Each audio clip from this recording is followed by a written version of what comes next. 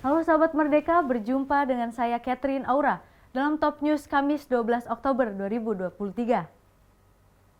Berita pertama, Presiden Rusia Vladimir Putin tantang tentara Israel dan Palestina. Selanjutnya KPK bongkar borok korupsi mantan Menteri Pertanian Syahrul Yassin Limpo. Presiden Rusia Vladimir Putin menyatakan perang yang terjadi antara Palestina dan Israel sebagai suatu yang mengerikan. Meski begitu, Putin memahami langkah perang yang diambil sebagai imbas memanasnya hubungan kedua negara.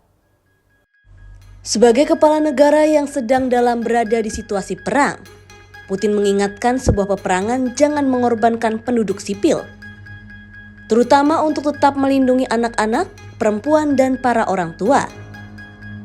Putin mengajak tentara Hamas dan Israel untuk tampil jantan hingga bertarung antar satu lawan satu sebagai pria.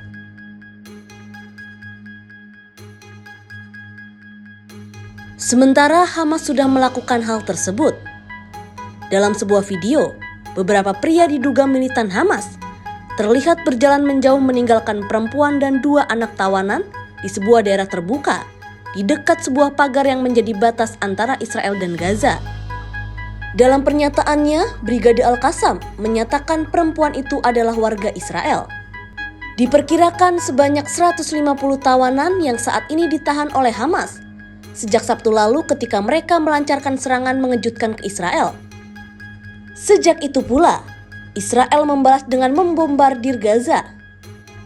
Serangan udara Israel selama 5 hari ini sudah menewaskan lebih dari 1.050 orang, termasuk ratusan warga sipil, dan melukai 5.000 orang di Gaza, kata Kementerian Kesehatan Jalur Gaza. Sementara itu, militer Israel mengatakan lebih dari 1.200 orang, termasuk 155 tentara mereka tewas di Israel sejak Sabtu. KPK membongkar praktik licik mantan Menteri Pertanian Syahrul Yassin Limpo alias SYL dalam kasus korupsi. Diduga SYL kerap meminta para pejabat Kementan untuk menyetor uang hingga ratusan juta rupiah.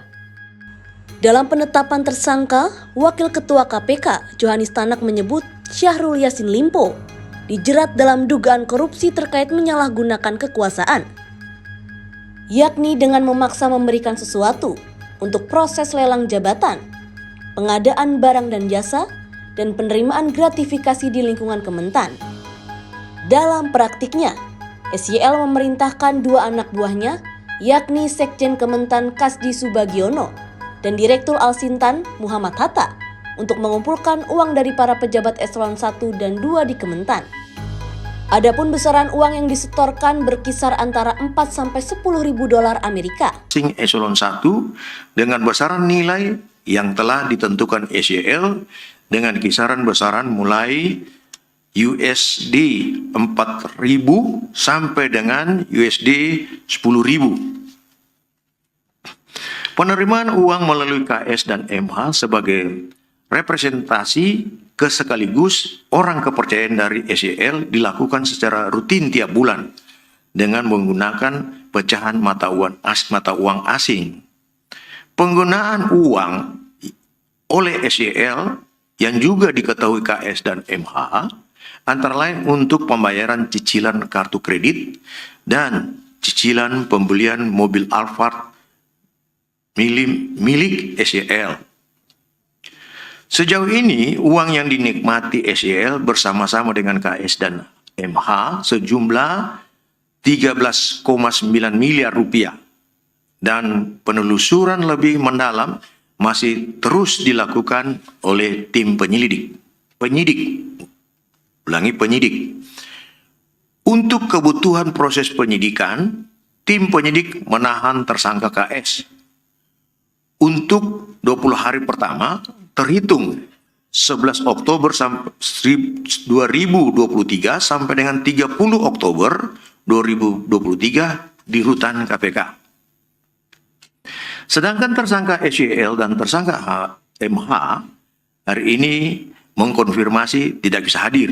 Untuk itu kami ingatkan kooperatif dan segera hadir memenuhi panggilan tim penyidik KPK. Hingga saat ini, tim penyidik KPK masih terus mendalami penerimaan uang oleh Syahrul Yassin Limpo dalam kasus ini. Demikian Top News kali ini. Bersama saya Catherine Aura. Simak berita lainnya hanya di merdeka.com.